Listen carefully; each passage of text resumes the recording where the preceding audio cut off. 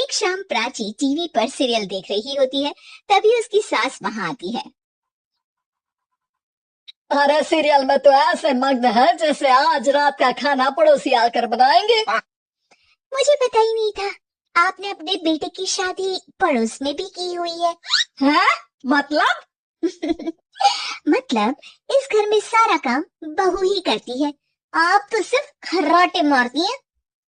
अच्छा जी, फिलहाल तो तुम आराम फरमा रही हो, चलो जाओ, ये मेरे टीवी देखने का समय है। आहा, इसीलिए मुझे भगाया जा रहा है। सॉरी, अब तो बिल्कुल नहीं जाऊंगी।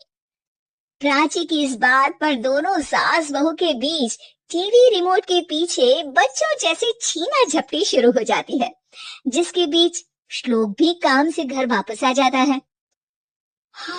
आज मेरी चूहे बिल्ली की जोड़ी किस बात पर झगड़ रही है? अरे तेरे बीवी मुझे टीवी ही नहीं देखने दे रही।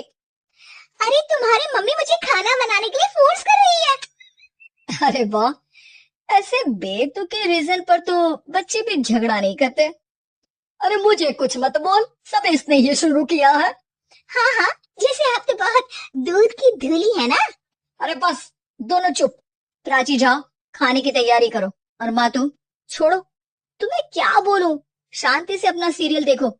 मुझे दोबारा लड़ने की आवाज सुनाई नहीं देनी चाहिए। ऐसा बोलकर श्लोक वहां से चला जाता है, जिसके पीछे पीछे प्राची भी कुछ न कुछ बड़बड़ाते हुए रसोई में चली जाती है। हाँ हाँ, सासू जी को तो कुछ बोलेंगे ही नहीं, बस मुझ पर ही हुक्म चलता है, खाना बनाओ, जैसे मैं इनके घर में खाना बनाने के लिए आई हूँ। इसी तरह शाम बीतती है और रात को श्लोक और प्राची की सास खाना खाकर सोने चले जाते हैं, लेकिन प्राची गुस्से में कुछ खाए बिना काम में ही लगी रहती है। इस घर में किसी को घंटा फिक्र नहीं पड़ता, मैं खाऊं या भूखी रहूं। प्राची कुछ देर के लिए रसोई से बाहर जाती है और जैसे ही वापस आती है तो वहां दूध का भरा ग्लास देखकर हैरान रह जाती है।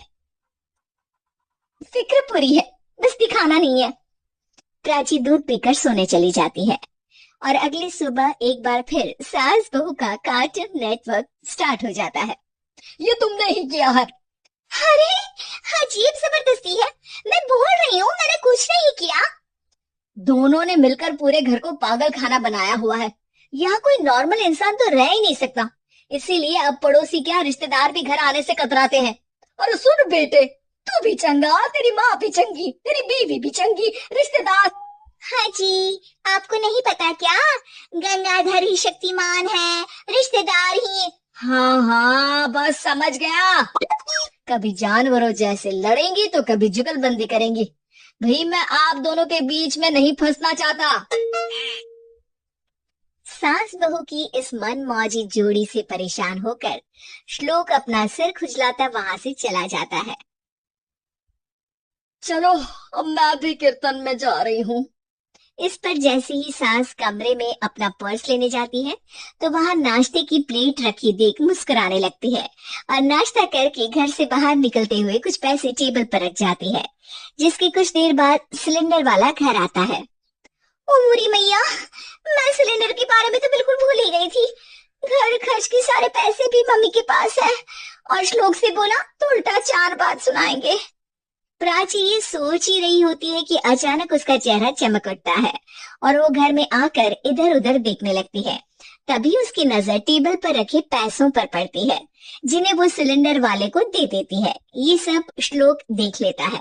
अच्छा बेटे, इतना बड़ा घोटाला, सबके सामने मैं तेरी दुश्मन और पीठ पीछे तेरी मेरी यारी। इस पर श्लोक एक प्लान बनाता है और शाम को सब एक साथ बैठे होने पर बोलने लगता है। माँ, तुम दोनों की बहुत लड़ाई होती है, इसलिए मैं सोच रहा हूँ कि प्राची को उसके घर छोड़ाऊं, इससे वो भी खुश रहेगी और तुम भी। अचानक श्लोक की ये बात सुनकर सास बहू शौक से उसकी तरफ देखती है। अरे ऐसे कैसे घर छोड़ाओगे, मुझे कहीं नहीं जाना। अरे तुमने बोला नहीं पर मैंने सुन लिया, तुम्हें मम्मी के साथ रहना अच्छा नहीं लगता, मुझे पता है। अरे वो अरे, जब बहू खुद कुछ काम बोले तो वो तुझे सुनता नहीं, और अब जो इसने बोला ही नहीं वो तू समझ गया। जब उसे नहीं जाना तो फिर जबरदस्ती क्यों कर रहा है? अच्छा, फिर आपको मौसी के घर छोड़ाता हूँ, बस अब आप दोनों एक घर में एक छत के नीचे नहीं रह सकती। मैं इस टॉम एंड जेरी की जोड़ी को और नहीं झेल सकता। है? ऐसे कैसे नहीं रह सकते? तुम्हें इतनी दिक्कत है तो तुम्हारा बोरिया बिस्तर पैक कर देती हूँ, लेकिन मम्मी जी कहीं नहीं जाएंगी। बिल्कुल यही सुनना था मुझे। अगर दोनों में इतना ही प्यार है, फिर हर वक्त ये लड़ाई का नाटक क्यों करती हो? देखा मैंने कैसे माँ किचन में दूध रखती है और तुम उनके लिए कमरे में नाश्ता रखती हो, और कैसे वो पहले ही तुम्हारी दिक्कत समझकर घर में पैसे रखकर बाहर जाती है। अरे भाई, इतना ड्रामा तो डेली सोप में भी नहीं होता जितना तुम दोनों ने इस घर में फैलाया हुआ है।